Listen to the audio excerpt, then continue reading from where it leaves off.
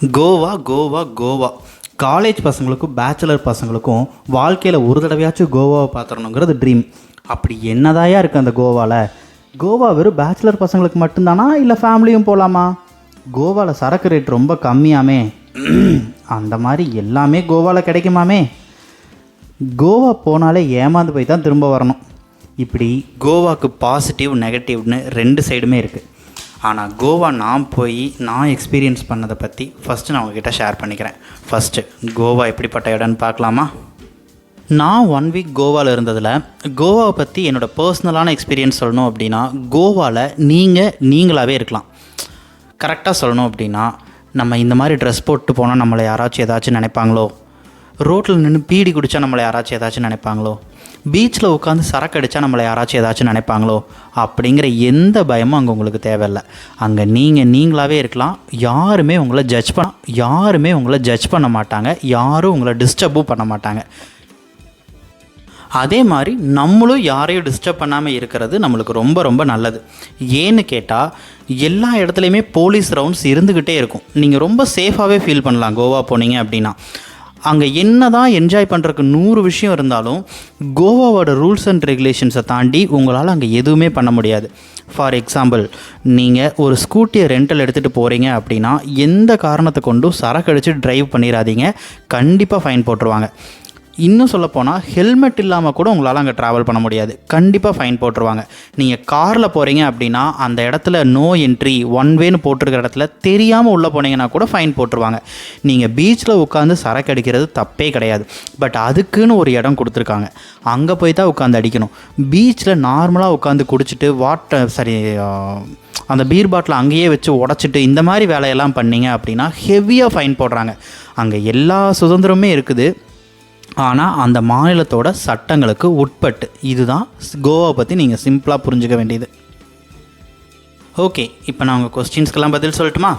College பசங்களுக்கும் bachelor பசங்களுக்கும் dream அப்படின்னு சொல்கிற அளவுக்கு கோவா ஒர்த்தான்னு கேட்டால் கண்டிப்பாக ஒர்த்து தான். பேச்சுலர்ஸாக இருக்கிறவங்க, அந்த ஜாலி பண்ணணும்னு நினைக்கிறவங்க, அவங்கெல்லாம் ஒன்ஸ் என்ஜாய் பண்ணுறதுக்கு ரொம்ப ரொம்ப சூப்பரான பிளேஸ். கண்டிப்பாக நீங்கள் போகலாம். ஒன்ஸ் விசிட் பண்ணலாம் அப்படின்னு சொல்கிற அளவுக்கெல்லாம் இல்லை. கோவா பிடிச்சிருச்சு அப்படின்னா அதை எத்தனை தடவை வேணாலும் விசிட் பண்ணலாம். அந்த அளவுக்கு கோவா பிடிக்கும். அவ்வளோ நல்ல பிளேஸ் தான், இல்லைன்னு சொல்லவே மாட்டேன். அதே டைமில் ஃபேமிலி அந்த இடத்துக்கு போகிறதுக்கு சான்ஸ் இருக்கான்னு கேட்டால் தாராளமாக போகலாம். நான் தான் சொல்கிறேனே, அங்கே பேச்சுலர்ஸ் இப்படி தான் இருக்கணுங்கிறதுக்கு எந்த ஒரு தடையும் இல்லாமல் இருக்கோ, அதே மாதிரி ஃபேமிலிஸ் போய் என்ஜாய் பண்ணுறதுக்கும் அங்கே ஏகபோகமான இடங்கள் இருக்குது. நிறையா ஹிஸ்டாரிக்கல் பிளேஸ் இருக்குது, நிறையா சர்ச் இருக்குது, கோயில் இருக்குது. அங்கே டூரிஸ்ட் பிளேஸ் அப்படின்னா நிறையா இருக்குது. ஸோ ஃபேமிலிக்கும் இது ஏற்ற இடம் தான். கோவானாலே ஸ்கேம் தான், அங்கே போனாலே ஏமாந்தான் வரணுமாமே அப்படிங்கிற கேள்விக்கு பதில் என்ன அப்படின்னா, நீங்களாக வாலண்டியராக ஒரு பிரச்சனையை தேடி போகாத வரைக்கும் கோவா உங்களை ஏமாத்தாது. நீங்கள் வாலண்டியராக தேவையில்லாத சில பிரச்சனைகளை தேடி போனீங்க அப்படின்னா கண்டிப்பாக ஸ்கேம் ஆகிறதுக்கு நிறையா சான்ஸ் இருக்குது. அதே மாதிரி முக்கியமாக கோவாவில் யார் உங்ககிட்ட ஹெல்ப்னு கேட்டாலும் பண்ணாதீங்க. அப்படி பண்ணினீங்க அப்படின்னா கூட கண்டிப்பாக ஸ்கேம் ஆகிறதுக்கு நிறையா வாய்ப்பு இருக்குது.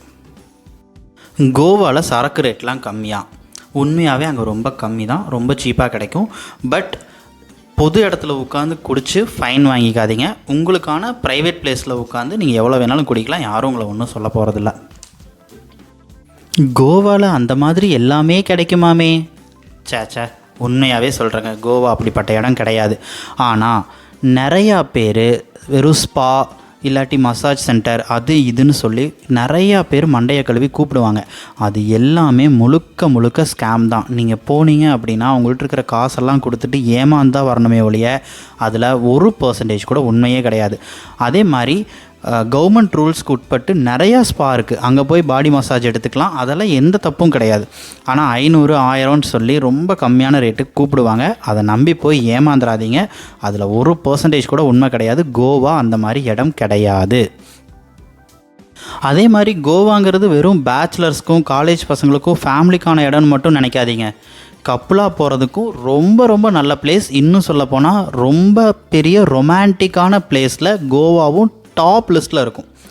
அவ்வளோ தூரம் செக்யூர்டாகவும் நீங்கள் ஃபீல் பண்ணலாம். உண்மையாகவே அந்த இடம் ரொமான்டிக்கான இடமும் கூட. ஒருவேளை உங்கள் பார்ட்னருக்கு கடல் ரொம்ப பிடிக்கும் அப்படின்னா கண்டிப்பாக நீங்கள் ஒரு டைமாச்சும் கோவா கூட்டிகிட்டு போயிடுங்க. அதே மாதிரி பார்ட்னரை கூட்டிகிட்டு போனால் இருக்கிற அட்வான்டேஜ் என்னன்னு சொல்கிறேன். 100% நீங்கள் ஸ்கேம் ஆகிறதுக்கு வாய்ப்பு இருக்குது அப்படின்னா, உங்கள் பார்ட்னர் கூட போனீங்க அப்படின்னா அது 10% கூட வராது. அவ்வளோ தூரம் நீங்கள் எல்லா ஸ்கேமில் இருந்துமே எஸ்கேப் ஆகிடலாம். இதுதான் கண்டிப்பாக உங்கள் கப்பலை கூட்டிகிட்டு போகிறதுனால உங்களுக்கு இருக்கிற பெனிஃபிட்.